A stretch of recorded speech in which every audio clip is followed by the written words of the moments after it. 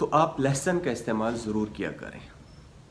उसको कैसे इस्तेमाल करें? लहसुन की एक फली लें, एक ही फली, उसको सुबह बॉईल करें पानी में। उसका जो नीम गर्म पानी है वो आप पी लें। 1 से 2 मिनट तक हल्की आंच पे बॉईल करें, उसके पीसेस बनाएं, उसको छान लें और वो पानी आप पी लें। इंशाल्लाह आपका ब्लड प्रेशर कभी भी नहीं बढ़ेगा। नंबर 1। अगर आप ये नहीं कर सकते तो आप लहसुन को चटनी में डाल सकते हैं, वो आप इस्तेमाल करें। इंशाल्लाह उससे भी आपके बीपी का मसला सॉल्व होगा। अगर आप ये भी नहीं कर सकते और आप वो भी नहीं चाहते कि उसका जायका आपको अच्छा नहीं लगता, तो आप फिर लहसुन को खाने में ज़रूर इस्तेमाल करें।